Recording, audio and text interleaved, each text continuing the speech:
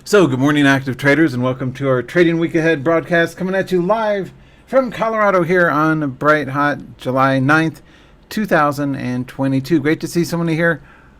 Despite the recent uptick in the market, we are still in a technical downtrend. So, ignore the talking heads. They don't know what the F they're talking about.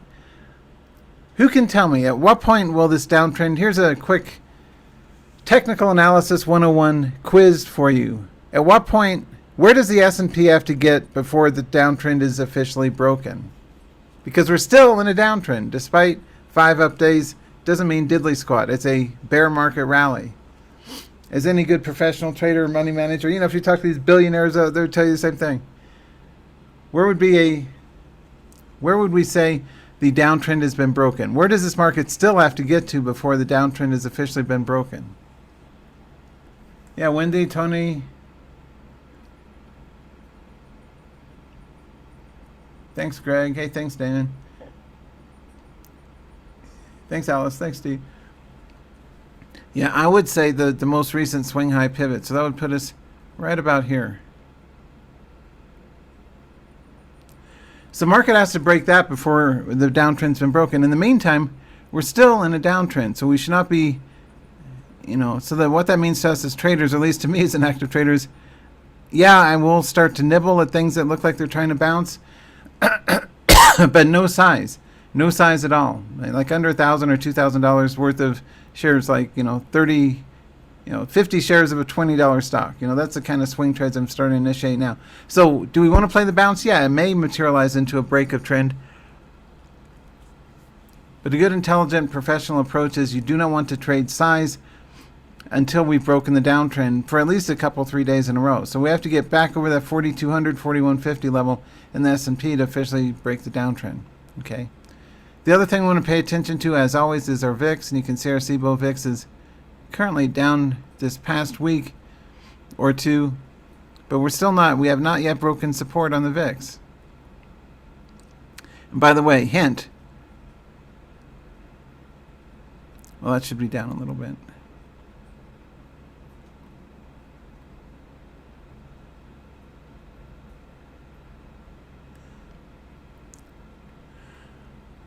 The main thing I want you to pay attention to is this potential support region. Write down this number, the 24 VIX, okay? 24 in the VIX, that's the key technical support level.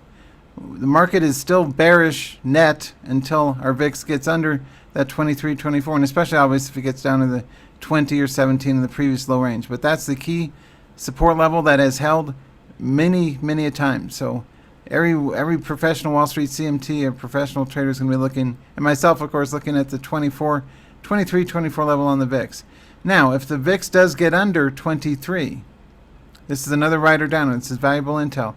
If the VIX gets under 23 and stays under that for at least a day or so, then we can start nibbling into swing trades, okay, with a little more enthusiasm. But as long as the VIX stays above 24, I would be tentatively nibbling at swing trades, but still in the back of your mind keep the fact that we're in a downtrend in mind. So we may have a short, all of a sudden out of the blue, right? It's going to be, maybe Monday will be a green day and everyone will say, oh, great, okay, the market's finally going back up. And then mother of all sell-offs Tuesday, Wednesday. Okay, that would not be a surprise to me. Remember I said that. I've been so correct in my calls if you followed me any length of time. I expect a heavy red day by Wednesday, okay? A heavy red day in the market by Wednesday because we're long overdue for a pivot in the VIX and a move back down in the S&P. Now, what's of note? I was making some money with Clovis recently. I don't know if you guys are trading it. CLVS has been really good. Clovis zonked from 70 cents to $3 a share yesterday. Boom.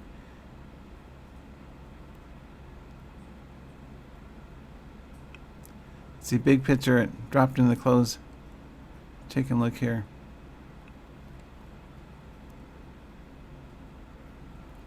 Anyway, swing trading charts. I like Clovis, and I like all things Bitcoin related, and especially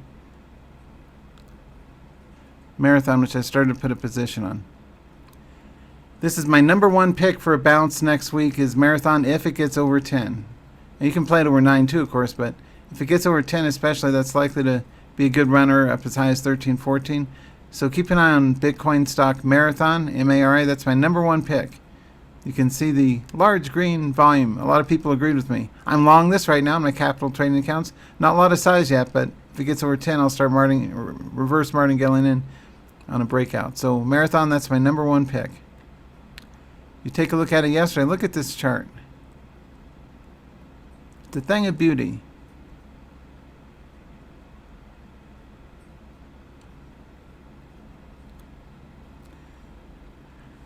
Now, one tip that I shared with my traders in my live trading room yesterday is that we always use whole numbers for good reason, right? So we went long right over the 7, or at least I did. 7 whole number resistance from the previous day's high was $7 a share. $8 was kind of mean reversion pullback after the run to 9, and 9 was the major resistance. So be sure to note whole numbers: the 7, the 8, and the 9. And I even drew the lines for my traders yesterday. The 9 was resistance, 8 was the support here, and 7 was the breakout trigger right above that for a trigger long and Marathon. So really good chart, and I hope that you guys made money in this one. It was easy to trade, right? This is a piece of cake to trade. You should have made quite a bit of money had you traded Marathon yesterday intelligently. It was a good play. Now for how to swing trade those, I'm pleased to announce that I will be doing and you're in at the exact right time. I'm doing a new live event coming up I believe it's Thursday, right? The 14th, on how to swing trade Bitcoin stocks and ETFs. And it's just $147, and that will give you access to my live trading room for the rest of this month. Or if you're already a live room member, I can give you an alternate bonus, like one of the downloadable Vault videos. So don't let that hold you back. If you're not yet a live room member and you want to take a look at the live trading room, and it's using the same exact Zoom platform. We meet 5 days a week. You'll get that for the rest of the entire month of July. So you get live room access. It automatically ends at the end of the month on July. And you also get this Bitcoin stock. We'll look at Coin, Marathon, Riot. There's some differences in how to swing trade these compared to regular stocks. So this is coming up this Thursday the 14th. And you have my word, it's going to be really good. It's only like $147, so it's cheap enough. And my point being, say even Screen Cap Marathon back here, I was calling it long on this web page back at 8. I said it would be a good buy. Okay, right now it's up at 8.50 and starting to run. So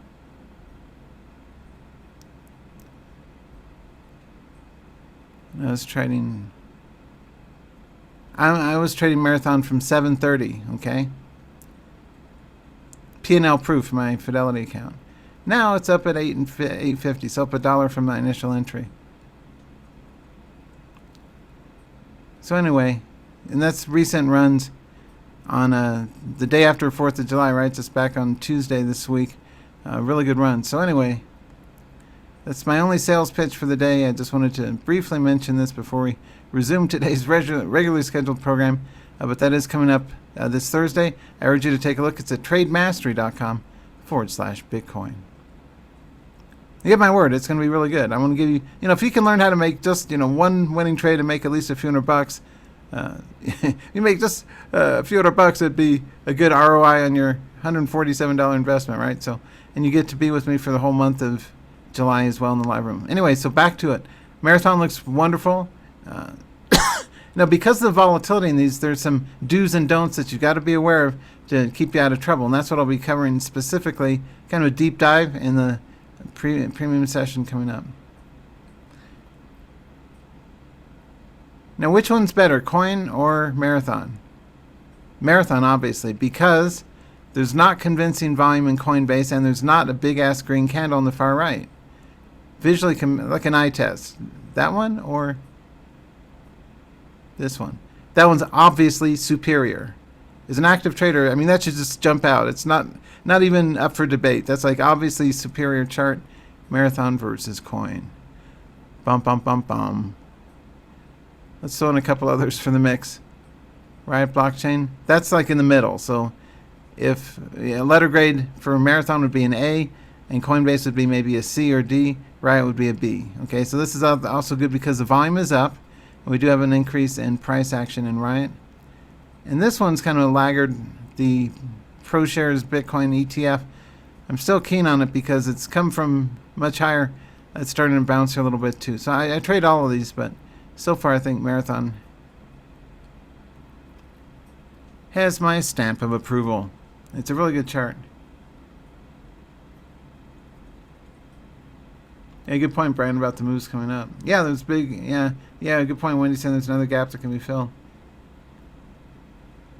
Right, Tom. Yeah, there's big issues with Bitcoin.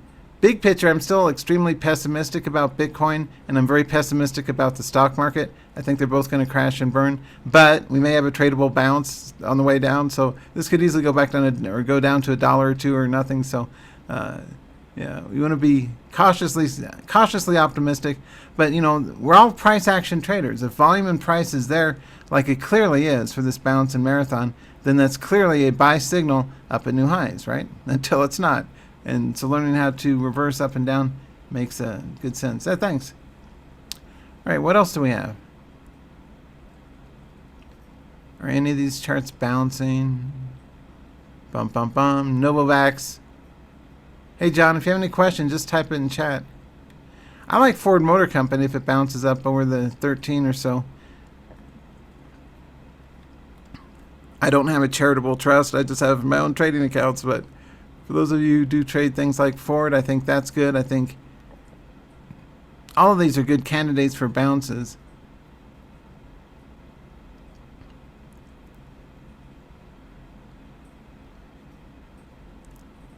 I like Bed Bath & Beyond especially because it had a really big day on Thursday. Do you guys remember Bed Bath & Beyond on Thursday?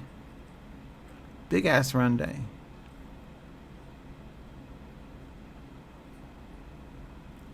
Dun dun dun dun dun. From 460 to 5 to 6, then back down here to 5. Mean reversion pullback. Do keep Bed Bath & Beyond on the radar. My favorite cheap stock though is still Clovis. I've done very well with this thing the last few weeks, and I've been calling it long for my members for the longest time. But Clovis Onk did a great run, and I traded it successfully, and hopefully you guys have as well. You can see it ran yesterday from 2 up to 3, which is big. That's a 50% price run on really high volume. Now, the one thing that you never want to trade is low float under $10 stocks. Those are run by predatory chat room people that are busted by the Federal Trade Commission for misleading people, and they say trade things with low volume. And what they do is they put on a big trade. By low volume, I mean under like a few thousand shares a minute, right? Because then that's where the con works. Is they'll sit there and say they'll buy like 3,000 shares unbeknownst to their members and say, "Oh, I think it's going to the moon," and then the poor members will bid it up, and then the guy who owns the shares will sell it to them, and then they are left holding the bag, and it crashes back down. So there's safety in numbers. Never trade stocks with less than 15,000 shares per minute. That's really important. Make sure you have at least 15,000 shares per minute or more. Like this one is fine, right? A couple 100,000 a minute, that's great. No chat room moron's going to be able to front run people with that kind of thing. So never trade low float under $10 stocks unless you want to be one of the many people that lose money to these predatory chat room operators. And thank goodness the Federal Trade Commission is chopping down on those people. Front running people with cheap stocks that are thinly traded is evil and bad, and you should not believe it. And people who pay people for testimonials and all that kind of crap. Anyway, finally the government's getting around to busting those people. In the meantime, be careful and be safe. Only trade charts. If you do trade cheap charts, my point is trade stuff with big volume and safety in numbers. Don't trade thinly traded instruments at all ever, else you'll really lose a lot of money, most likely. So that's my heartfelt, honest advice, or not advice, but a tip. A tip, an idea. One of my smart traders already mentioned this one. I didn't trade it to my chagrin because it ran up nicely without me, but RBLX, Roblox, all the way from 39. He mentioned it when it was like 41 and ran all up to 44.5. So nice there. I think he mentioned back here, right around here. Anyway, this was a really good runner. RBLX, we'll be covering this in the live room. We like charts like this that have consistent breakouts of multiple points on high volume. Remember that, consistent breakouts, multiple points, high volume, and not too expensive. It's not like we're trading $100 stocks. This is about as expensive as we cover, is up to around $40-ish a share. Most of what we cover is, $10, $15, $20 a share. I really like trading SOXO lately. It did a really nice run for us to the upside here, and TQs. A nice runs to the upside.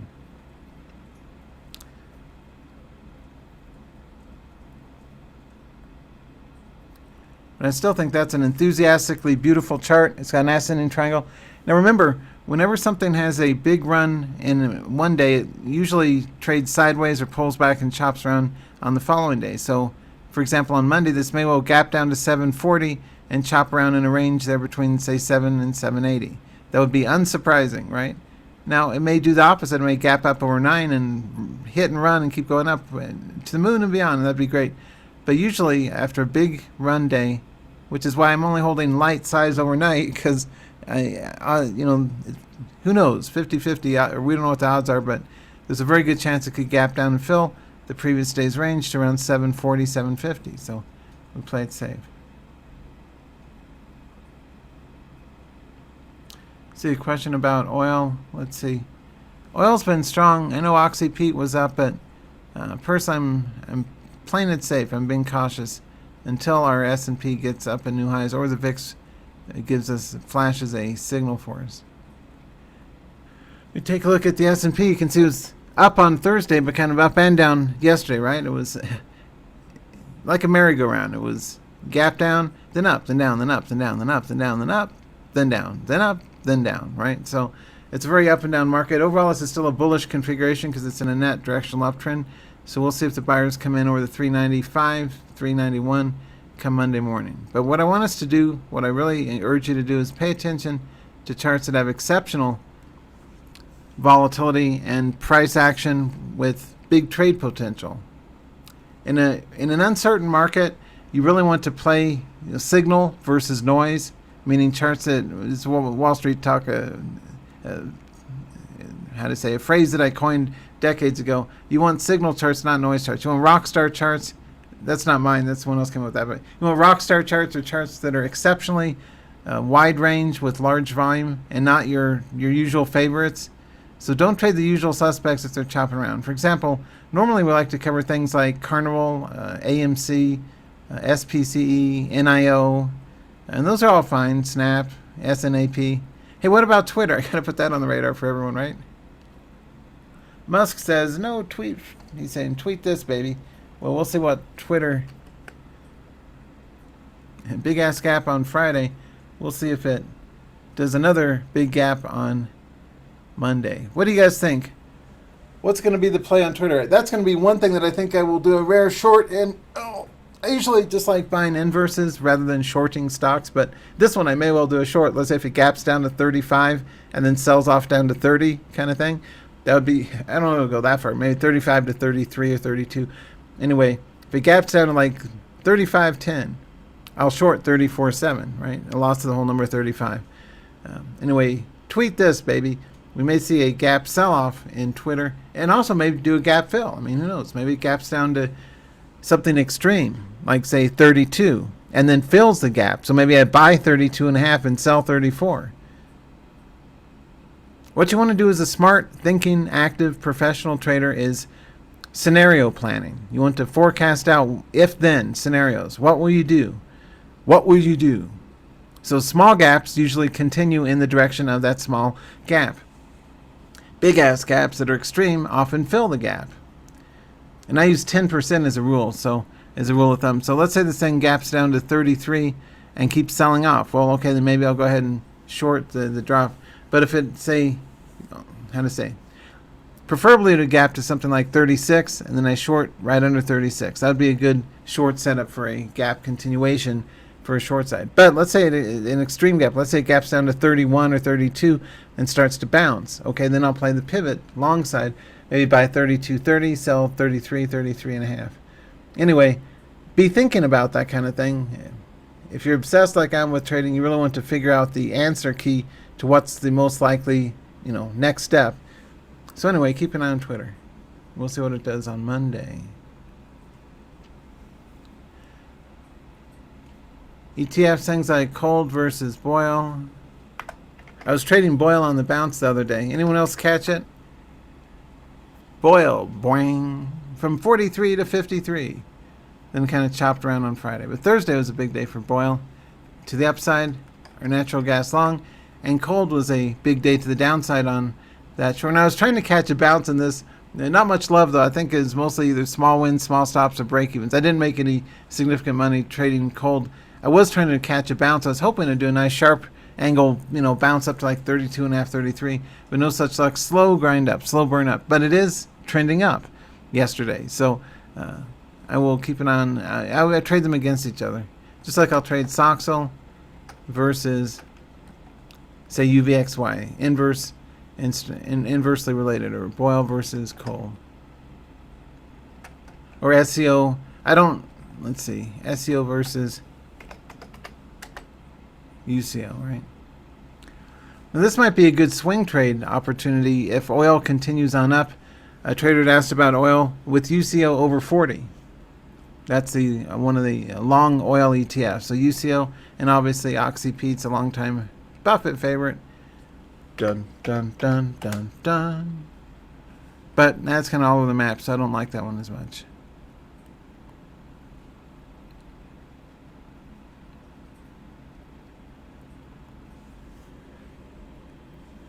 Charts that I'm really keen on next week, I think if I had to pick just three, it would be Clovis, Roblox, and Marathon. Those would be my top three picks for the week ahead to play if they break out above new highs. So I'm not saying they're going to go up from here. They may all crap out and go down and burn down to new lows. That's fine. But if they do take out new highs, for example, if Clovis gets over 330, I'm going to buy it. If Marathon gets over 9, I'm going to buy it. If Roblox gets over 42, I'll day trade it, right? 42 and then up at the 44.50. Yeah, good point from Jim, though. Yeah, there's a good warning, though, from a trader. With UCO, the volume's low, which means big-ass spreads, right? So you always use limit orders, by the way. That's actually a smart tip. So for UCO, for example, or other things that don't have a lot of volume, use buy-stop limit orders, and that way you don't eat the spread. That's a good point. Let's see. Hey, Tony's saying after hours, Twitter's 34.5. Let's take a look at this. Really? Wow. Let me double check that, sir. General.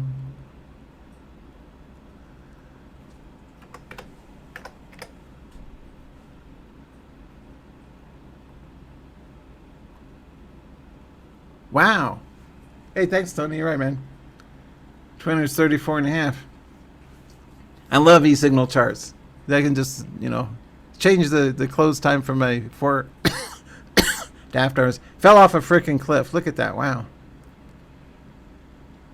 And that's, it'll be to be determined what the Monday reaction is going to be. Is the crowd really going to dump on this thing? I don't see any reason to hold on to it. I think Twitter's overpriced at 30 a share. So I remember I wrote a stocks and commodities article on whole number bounces, and I think that's back when Twitter was like 11 a share. So it wouldn't surprise me to see this thing at 25 in a couple of weeks. So, but in the meantime, it may do a bounce, right? So we'll play either way. But yeah, thanks for the heads up on the aftermarket. There's a whole big story. We don't have time to get into it, but aftermarket hours is helpful to pay attention to. So thanks, man. I appreciate it. It's data point taken. I appreciate it. Good to know, sir. It's a completely different picture depending on, you want the most complete data possible. So you want to see as much information as much intel as possible. So fell off a cliff and went down to 34-ish. So be interesting to see where it goes. Well, let's take a look then. I'm sorry, let me.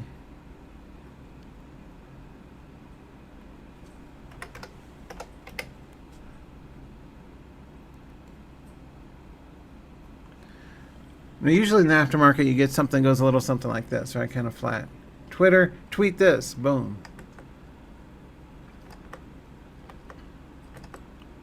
And usually the aftermarket's kind of non-event, right? It's all kind of flat. But Twitter is the exception, so thanks. Good point. All right, traders. Well, I think it's about time for me to make like a banana and split. We're going to get out of here. Keep an eye on the Marathon and other Bitcoin-related instruments. Those are the two long sectors, would be energy with oil and Bitcoin stocks like Marathon, Riot, Coin, BTBT, and others in that sector. Do be sure to register before you forget, before you guys take off and do your next thing for the day. Do give some thought to and go ahead and register for my Bitcoin event coming up. It's going to be an hour and a half, and I'll stick around as long as there's questions to answer everything in detail for you guys. I give you the ins and outs of exactly, this is how to swing trade the Bitcoin stocks. Now for day trading them, we cover those in the live room, so that's part of the live room experience. But this is kind of a side advanced topic for how to swing trade these. For those of you who are swing traders, this is a prime opportunity this week, right now, to swing trade Bitcoin stocks. So a pretty good turnout so far. If you're not yet registered for this, do go ahead and do so. And I'll also include the entire month, what's left of it, of July, of access in the live trading room, where you can also get day trading calls for these and ask questions. So do be sure to join at trademastery.com/Bitcoin. See you guys on the other side. Yeah, right, Tony, you're right. Yeah, good point. Hey, Tom. Let's see. Don't have time to pull up that chart, but if you're a live room member, bring it up on the live room and we'll cover it. All right, see you guys in the live room, hopefully on Monday, and you guys have a fantastic weekend, or at least a relaxing one. I'm going to try and take it easy. It's been a long week. But you guys take care. Have a safe weekend. I hope to see you in the live room on Monday and in the Bitcoin event coming up on the 14th on Thursday. All right, see you next time. Take care. Bye for now.